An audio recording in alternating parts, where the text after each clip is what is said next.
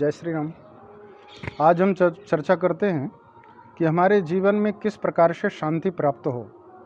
इस संसार में कोई भी व्यक्ति रहता है और चाहे वह कहीं भी हो, लेकिन उसके जीवन में अशांति और महाक्रांति फैली रहती है।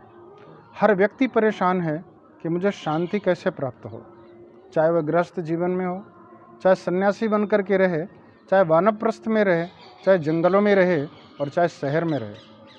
मैं निवेदन करूंगा कि जीवन में हमारी केवल एक सोच, एक अच्छी सोच सारे झगड़ों को समाप्त कर सकती है और हमारे जीवन में महाशांति ला सकती है। मैं चर्चा करूंगा कि वह कौन सी अच्छी सोच है जिस सोच को लाने के बाद में व्यक्ति खुश रह सकता है और व्यक्ति के जीवन में सारे द्वंद्व रहते हुए भी वह निर्द्वंद हो सकता है। सारे जीवन के अशांति के रास्ते समाप्त हो जाते हैं और एक शांति का प्रत अपने आप प्रकाशित हो जाता है और ये व्यक्ति खुश रहने लगता है। निवेदन करूं, इस संसार में हर व्यक्ति, हर इंसान, चाहे वह छोटा हो चाहे बड़ा हो, वह जिस सोच का है, जिस खुशियों में जीता है और जैसी उसकी थिंकिंग होती है, जैसी उसकी सोच होती है, उसी के अनुरूप सामने वाले को ढालना चाहता है। जब हम अपनी सोच के अनुसार दूसरे व्यक्ति को ढालना चाहते हैं और उसको ढालने में हम अनेक प्रकार के प्रयास करते हैं, सारी अपनी ऊर्जा को लगा देते हैं और हो सकता है वह हमारे अनुरूप न चल पाए, तो वहीं से हमें दुख का जन्म होता है। वहीं से हमारे झगड़े प्रारंभ हो जाते हैं और झगड़े प्रारंभ होने के बाद में हम हमेशा दुखी हो जाते हैं। कल्पना करिए, जिस तरह की हमारी सोच है, जिस स्तर में हम जी रहे हैं, जितने परिपक्व हम हैं, जितने मैच्योर हम हैं, क्या सामने वाला भी उतना ही मैच्योर होगा या कि सामने वाले की सोच भी वैसी ही होगी? अगर हम सफ़ेद कपड़ा पहनते हैं तो हम हमेशा सोचते हैं कि सामने वाला भी सफ़ेद कपड़ा पहने। अगर हम खीर खाते हैं तो हम भी यही सोचते हैं कि सामने वाला भी खीर खाए। हम अगर ऐसा सोचते हैं कि हम बेड में लेटते हैं तो सामने वाला भी बेड में लेटे। अगर हम रोज़ मंदिर जाते हैं तो हम सोचते हैं कि सामने वाला भी मंदिर जाए। अगर हम तिलक लगाते हैं तो सामने वाला भी तिलक लगाए। अगर हम काले कपड़े पहनते हैं तो सामने वाला भी काला कपड़ा पहने। बस इसी सोच के कारण हमारे जीवन में द्वंद्व पैदा होते हैं और हर व्यक्ति दुखी हो जाता है। इस संसार में हर इंसान, चाहे वह कोई भी हो, किसी भी जात मजहब का हो, किसी भी संप्रदाय का हो, हर इंसान अच्छा करना चाहता है। हर इंसान अच्छी सोच रखता है। हर इंसान अच्छे से जीना चाहता है और अच्छा एक संदेश देना चाहता है। हर इंसान अपने परिवार को अच्छे से रखना चाहता है, परंतु हमारी सोच और उसकी सोच में अंतर है। हमारा अच्छा रखने का तरीका कुछ और है और उसको अच्छा रखने का तरीका कुछ और है। अपने परिवार का पालन पोषण, अपने जीने का ढंग वह अपने तरीके से जीता है और हम अपने तरीके से जीते हैं।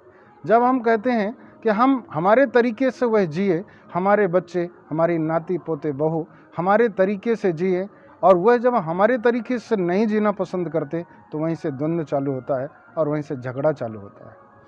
जीवन में हर व्यक्ति की सोच अच्छी होने के कारण वह अपने तरीके से अच्छा जी करके एक नया संदेश देना चाहता है। अपने परिवार में रह करके अच्छी सोच समर्पित करने के बाद में परिवार को अच्छा से अच्छा भोजन, अच्छा से अच्छा पानी और निवास स्थान दे करके अपने परिवार को सुखी करना चाहता है। हो सकता है आज के 50 साल पहले, जिस 50 साल में हम जीवन जिए थे, वहाँ से हमारे जीवन की शुरुआत हुई थी। उस समय का कल, उस समय का समय, उस समय का मौसम, उस समय की परिस्थितियाँ कुछ और थी, लेकिन आज की परिस्थितियाँ कुछ और होती हैं। निवेदन करूँ, हर 50 साल में हर परिस्थितियाँ परिवर्तित हो जाती हैं पूर्ण रूप में। वैसे तो एक महीने, एक क्षण में भी परिवर्तित होती हैं, लेकिन पूर्ण रूप में परिस्थितियाँ 50 साल में निश्चित परिवर्तित हो जाती हैं।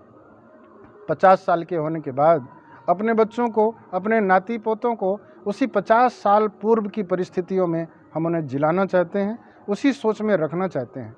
लेकिन इस नई सदी के जीने वाले बच्चे, इस नई सदी में होने वाले बच्चे, वो इस सोच में जीना चाहते हैं कि इस सोच में रख करके इन परिस्थितियों में अपने आप को हम खुश कैसे रख सकते हैं। अगर आपने पुरानी सोच से उनको ढालने का प्रयास किया है तो आपके वह बच्चे भी, आने वाली पीढ़ी को भी हो सकता है वो अपनी सोच में ढालना चाहेंगे। व्यक्ति जब अपनी सोच में जीने के लिए दूसरे को मजबूर करता है तो सामने वाला दुखी हो जाता है और इतना द्वंद्व में ग्रस्त होता है कि शायद बहुत बड़ी दीवारें, बहुत बड़ी खाइयाँ पैदा हो जाती हैं और आपसे मिलना जुलना, मुस्कुराना सारे संबंधों को ख़त्म कर देता है और हमारे जीवन में महाद्वंद्व पैदा होता है। हम एक खड़े रह जाते हैं, हमारे पास में कोई नहीं होता है। इसलिए मैं केवल आपसे यही कहूँगा कि अपनी सोच एक अच्छी सोच बनाएं। हम जिस सोच में जिए हैं, सामने वाले को उस सोच में जीने के लिए मजबूर ना करें। सामने वाला जिस तरह जीना चाहता है, हम उसकी सोच में अगर मिलना चाहते हैं तो खुश हो जाएं। अगर नहीं मिलना चाहते तो अपने आप को एकाकी कर लें, उसमें बाधक ना बने, उसके रोड़ा ना बने। अगर अपने आप को उसकी टांग हम खींच रहे हैं, अगर अपने आप को हम उसके सामने उस रूप में क्रूरता के रूप में प्रेषित कर रहे हैं, तो हम सभी के दुश्मन हो जाएंगे। इसलिए इस संसार में हमारा कोई भी मित्र नहीं बन पाएगा।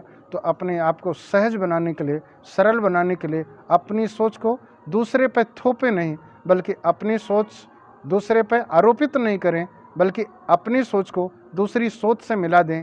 यही जीवन का सार है और इसी में हम सारे लोग सुखी हो जाएंगे। हर व्यक्ति का जीवन मुस्कुराता हुआ जो जाएगा और वहीं पर राम राज्य की स्थापना हो जाएगी। जय श्री राम।